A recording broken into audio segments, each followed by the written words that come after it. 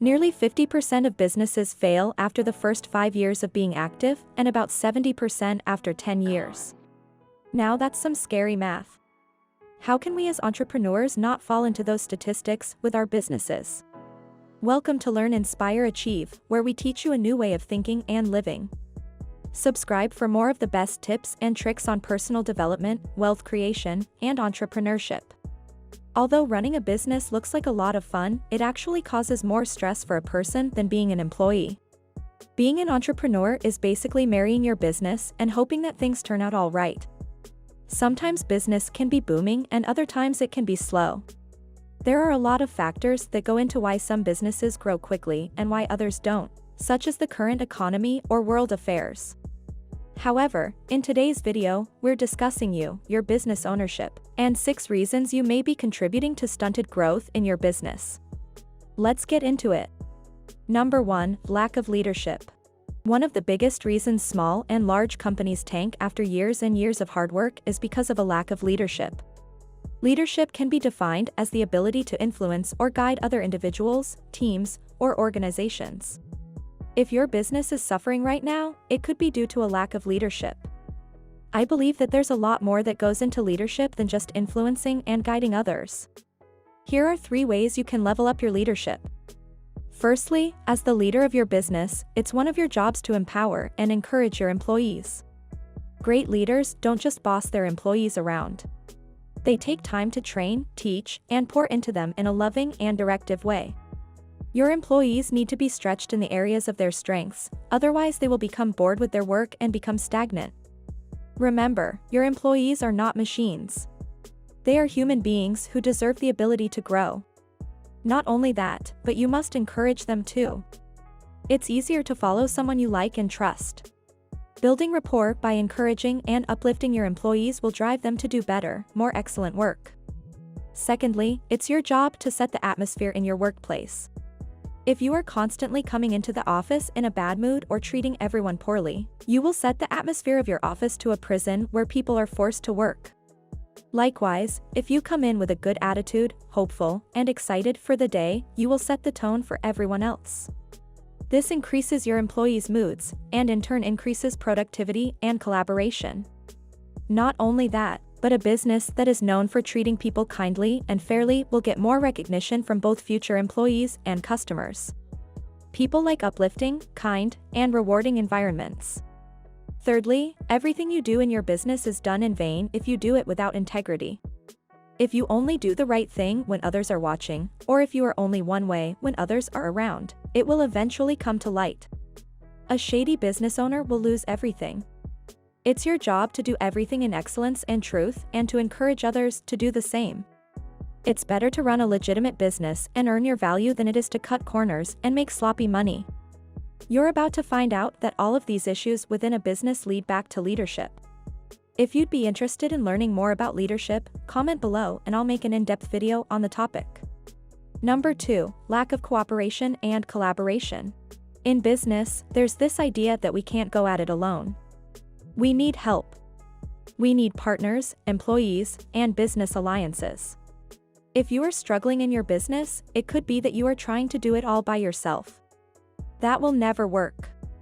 We are relational creatures, and whether it be platonic, romantic, or professional, we need relationships. We weren't meant to do any part of this life alone. Your partners, team, and professional alliances are there to help make creating easier, more efficient, and more effective in the market. Your common goal is to create something of value that will change the world and make you money. Trying to do business by yourself would be a waste of time and completely inefficient. You're not all-knowing. You don't have unlimited resources. You're not the most creative person on the planet. When you combine your expertise with someone else's, you can create something beautiful and valuable to the world. Work better with your employees. Start looking into opportunities of business alliances that line up with your vision. You will 10x your business when you combine your mind and resources with others to build your creative genius in the world. Number 3, ineffective business processes and systems. The third reason you may have stunted growth in your business is because you have failed to build effective processes and systems around your company. There's an old saying that says, if you fail to plan, you plan to fail. It's cheesy, but it's true. Planning and systematizing is something that virtually nobody does. It's one of the most important things any entrepreneur must do to keep their business running. A business cannot thrive, and more importantly survive, without proper business processes and systems. Business processes are there to give structure and flow to the daily activities of your business. Learning to optimize your systems and processes over time can improve productivity and professional relationships, while helping you steer clear of mistakes. It also saves a lot of time and money in the long run. To improve your business processes, we first need to look at how your business is currently running. Write down on a sheet of paper how your product is produced from the very beginning to how it gets to the customer at the very end. Are there any holes in your process? What stage is taking the longest? Is there any way to speed that up? Is there anywhere where you're spending money that doesn't make sense? Can you be more cost-effective? Are there any steps that aren't very purposeful? Can you eliminate them and make things simpler? Keep playing with your processes until you find something that works. You ultimately want a business process that saves money, time, and other resources while maximizing efficiency, customer satisfaction, professional relationships, and profit. Number 4, lack of proper goal setting. Another reason your business may be experiencing stunted growth is because of a lack of goal setting. Just like planning and systematizing, goal setting is something we don't do all too well. But one thing you will understand as an entrepreneur is that there is always room for improvement. The reason many of us have a hard time achieving goals is because we may not know how to properly set them. Many times, when goal setting for a business, you will see unseasoned entrepreneurs try to achieve their goal without setting an atmosphere for that goal to be achieved. In other words, they put too much emphasis on the goal itself instead of the identity and actions that will lead to that goal being reached. For instance, if your goal is to reach $10,000 a month in profit for your business, but your product sucks and you're trying to beat around the bush, you will not reach your goal. To achieve your goals, you need to build a business that is worth receiving the rewards you desire. You will get in direct proportion to what you give. If you give a crappy product or service, you will get crappy revenue and profit in return. There are 2 things you need to get straight before goal setting. It's important to note, however, that goals may change, but these 2 ideas won't. The first one is identity. What is the identity of your business? What do you want to be known as? Take time to write down your values, what you hold up, and what your standards are. You need to be good at creating culture within your business. Learn to create a system of beliefs and ideas that will set your business up for success. If you create a culture of excellence in your business, you will produce excellence. Likewise, if you create a culture of half-heartedness, you will produce average work. A great business isn't great because of what they do, but because of who they are. The second idea is action. Once you know the culture you want to set in your business, you can then start creating systems and processes that will get you to your goal. When I refer to action, I'm talking about the way your business runs, not the specific actions you'll take to reach specific goals. For instance, if you have a culture of excellence, then your actions in every area of your business should be in excellence. If you have a culture of great customer service, then every asset of your business should display great customer service no matter the role. Once you have found your identity, defined your culture, and set the atmosphere to enforce your culture, then you will be able to achieve whatever goal you set before your business. Identity leads to action, correct action leads to outcome, and outcome leads to success overall. Number 5, little focus in too many areas. I get it. We're entrepreneurs. Sometimes we have a million ideas flooding into our minds.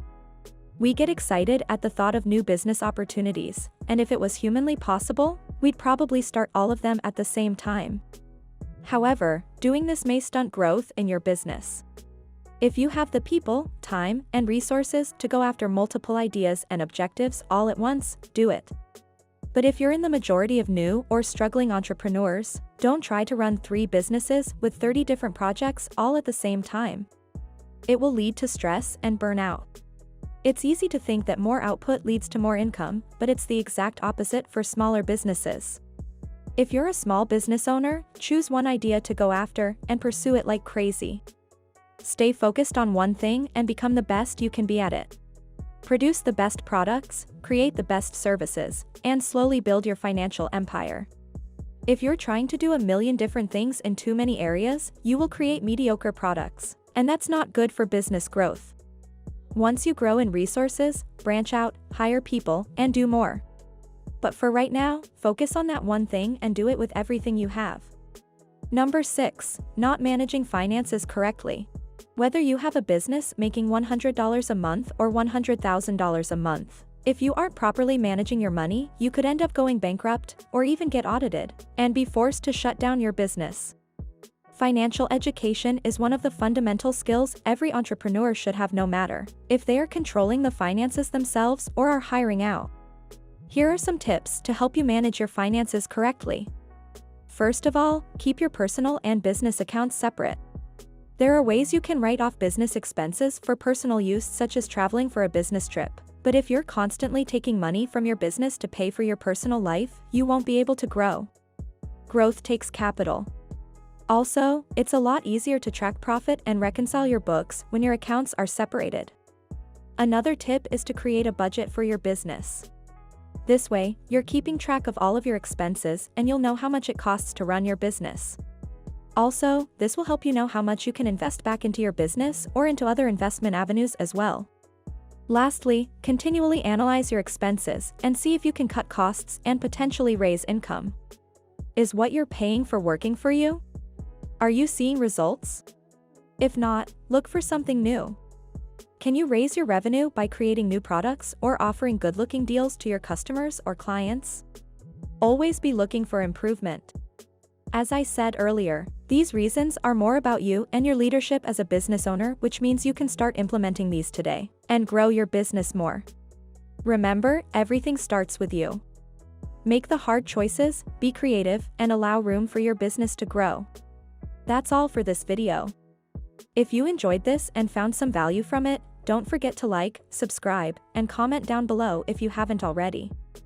I post content on entrepreneurship, wealth creation, and personal development, so you don't want to miss out.